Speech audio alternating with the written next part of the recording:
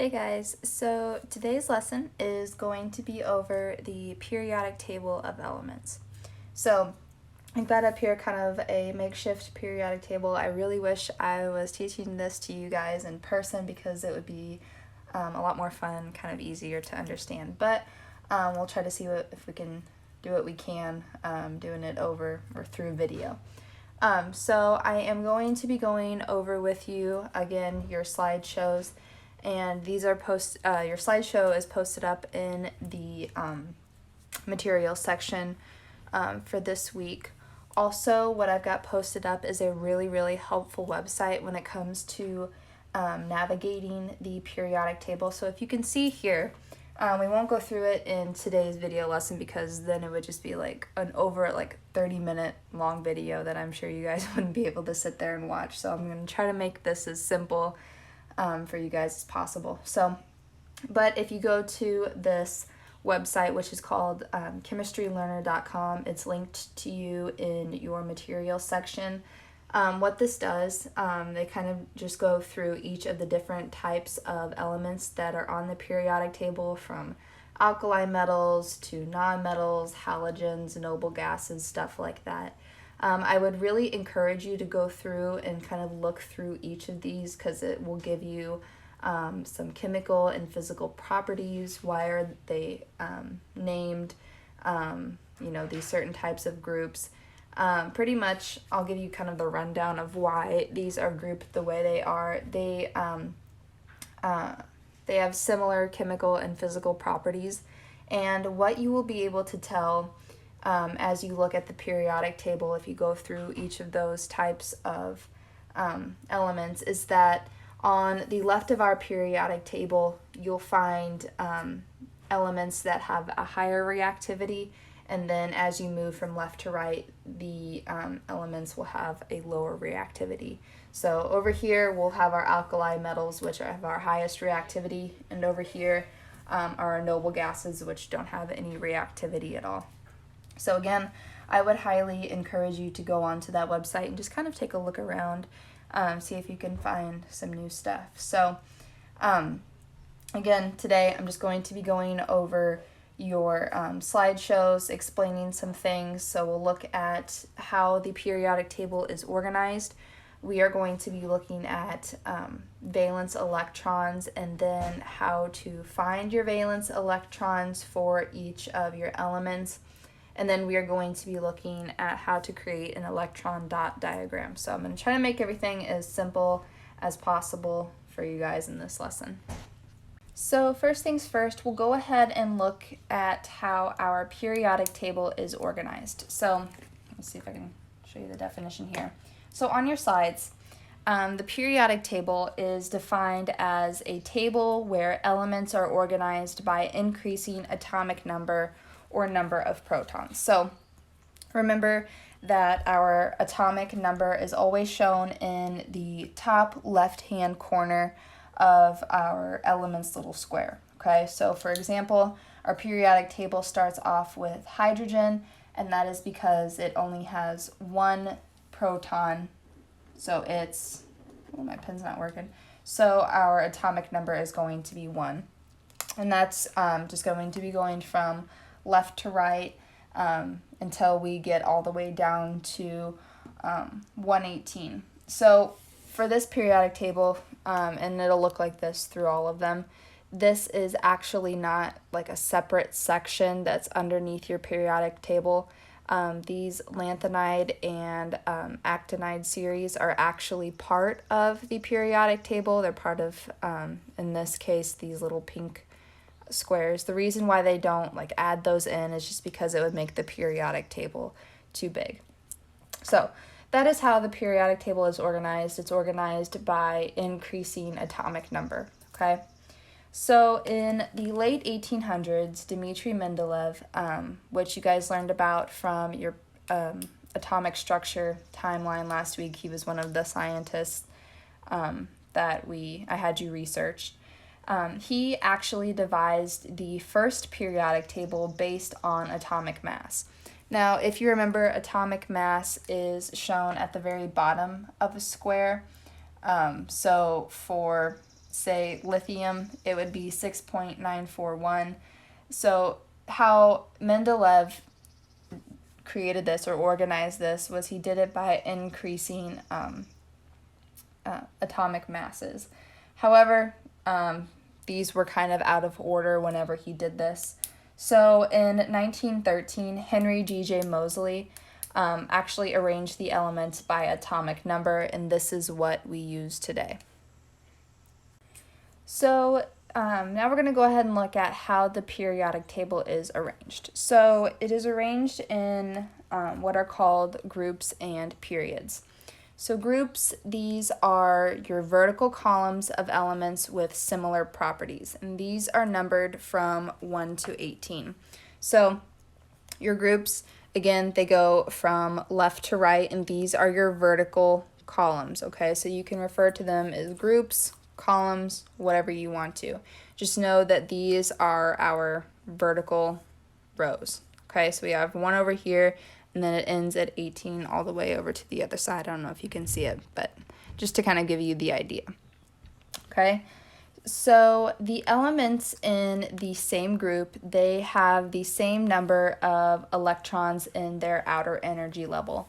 These are also known as valence electrons, which we'll get into here in a second.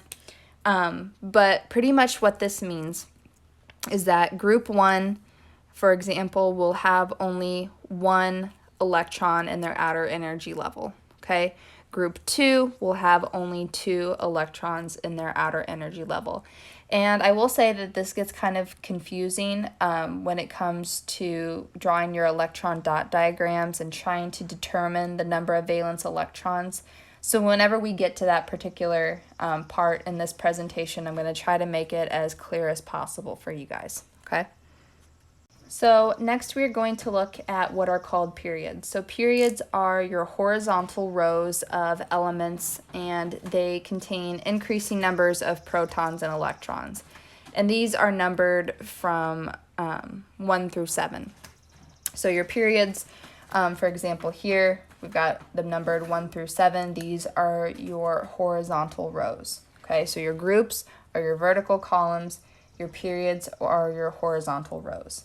Okay, so each row in the periodic table actually ends when an outer energy level is filled. And again, we're going to get to that whenever we go over valence electrons, which will be here in just a second. So I went ahead and removed the periodic table in the slides for now, just so I can mainly kind of explain to you what valence electrons are. So remember, in our periodic table, we have 7 different energy levels, and these can hold a maximum number of electrons, okay? So level 1 will usually have 2 electrons, level 2 will usually have 8 electrons, okay? So I kind of drew these out with your different levels. So here's your level 1, they only have 2 electrons, and then our level 2 has 8 electrons here, okay? And except for hydrogen and helium, they only max out at about 2 of their outer levels. So this is going to kind of explain what valence electrons are. So you'll see here in the outermost energy shell, we have 1 electron kind of floating around. And this is what the valence electron is, okay? So depending on if you gain a valence electron or if you lose one, it will kind of determine what your chemical reaction is going to be. So this is going to be very important when it comes to determining our valence electrons, which I'll show you in a minute, and then therefore drawing up our electron dot diagrams. Okay, so this is just to kind of give you an idea as to what valence electrons are. So here's our nucleus, here's our electron cloud, and in the very last shell of our electron cloud, we have this valence electron floating around, or this 1 electron floating around. This is going to be our valence electron. So here's the kind of atomic structural way of looking at our valence electrons, but I'm going to go ahead and show you how we can find our valence electrons looking at our periodic table. Okay, so now we're going to go ahead and look at the periodic table and see how we can determine the amount of valence electrons within each element. Okay, and this is going to be very important when it comes to drawing up our electron dot diagrams, which we'll get to at the end of this lesson. So if you remember, we know that our periodic table, one of the ways that they are organized is by groups, okay? So these groups are usually numbered from 1 to 18. So our groups are really going to help us find out our amount of valence electrons, okay?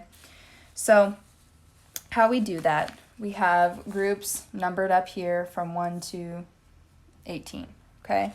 So I told you that it was going to be kind of confusing when it came to figuring out the valence electrons, and I'll kind of explain why. So when we are looking for valence electrons, what we are going to do is go ahead and number each of our groups. So group 1, it's usually going to be known as group 1A. All right, and then moving on, we're moving to group 2A. All right, so we've got groups 1 and 2. However, with the transition metals, which are right here in the middle, we usually do not use their numbers just because it's kind of difficult to tell here if or what the valence electron number is, and then you're really just not expected to know it here.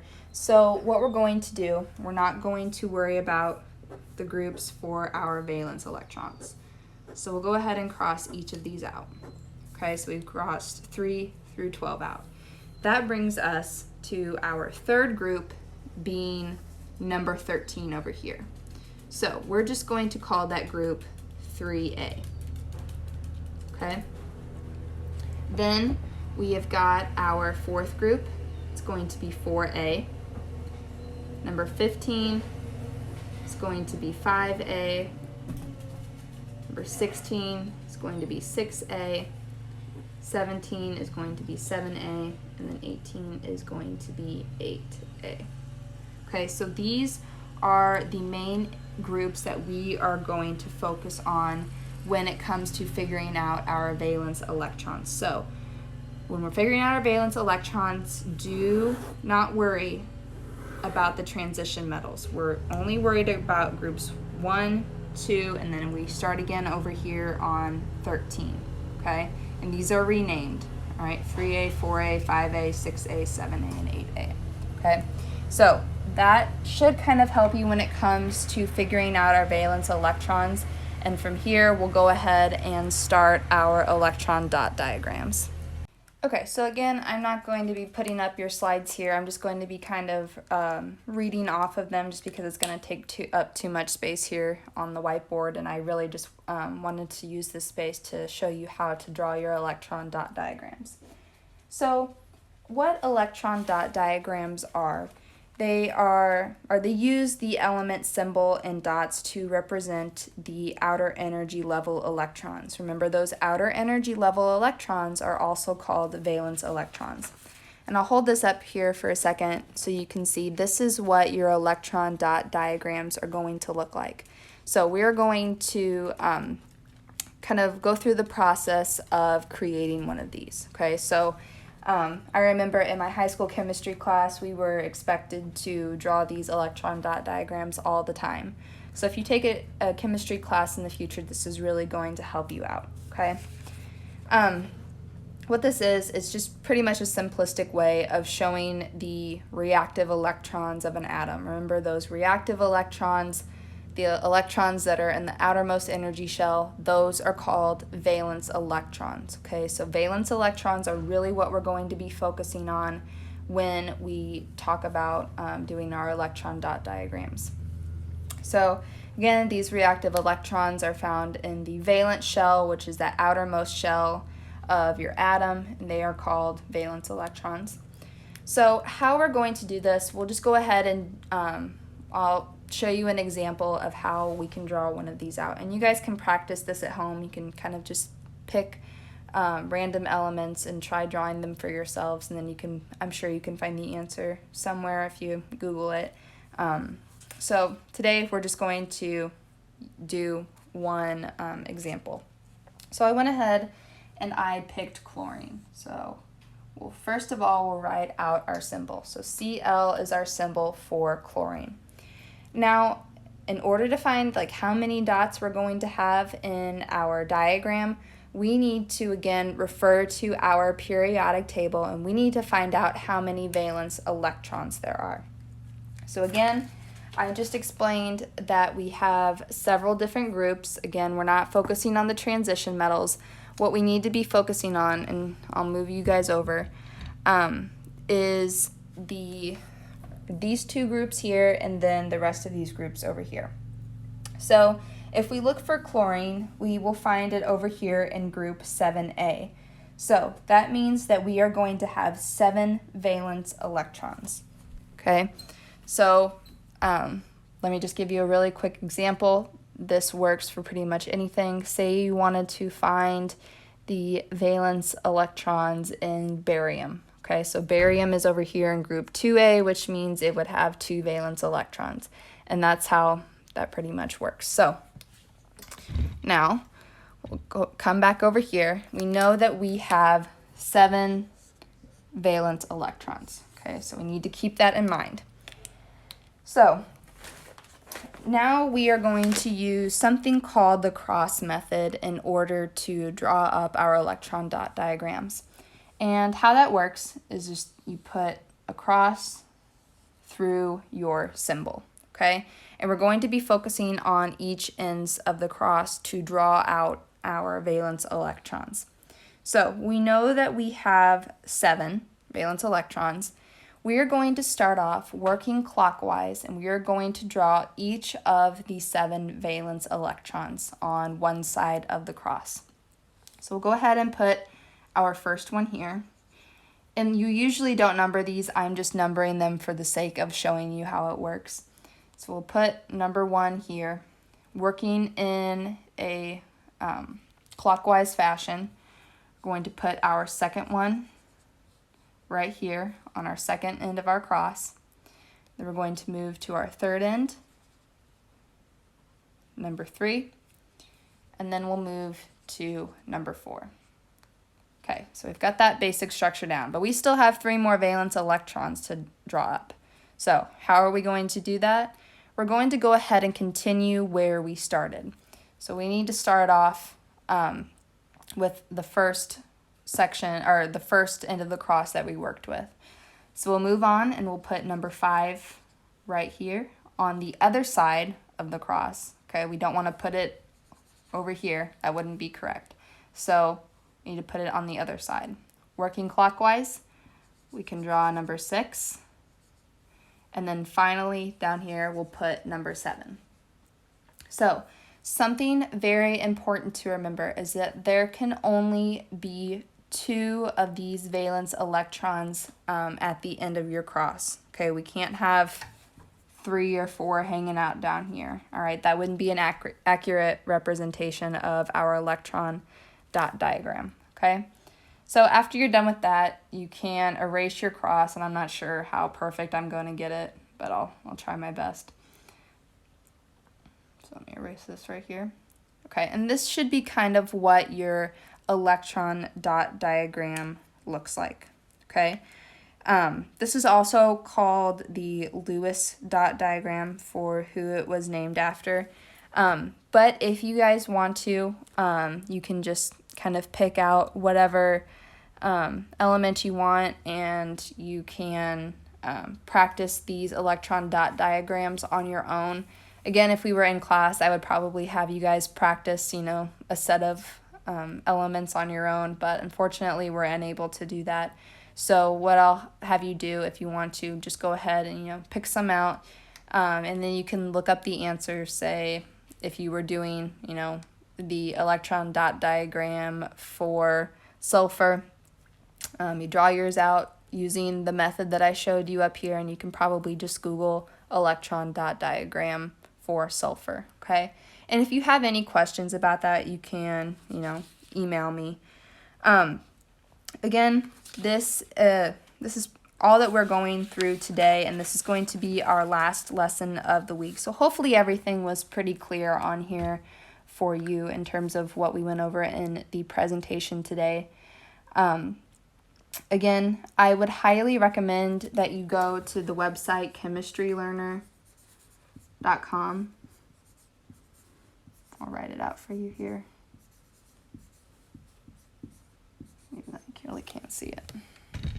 Okay, chemistrylearner.com. I linked that to you in your materials section.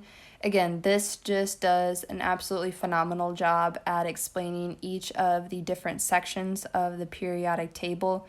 It gives you tons of information about the reactivity and the chemical and physical properties of each element. So I would definitely utilize this. This is going to help you a lot when it comes time to go into your higher level chemistry classes, okay? But today we're just kind of looking at a foundation for everything. So after this lesson, you should be able to finish up your assignment for this week, which was just questions over each of the lessons. Again, if you need to go through these again, your PowerPoint is linked to you in the material section, okay? All right, thanks guys.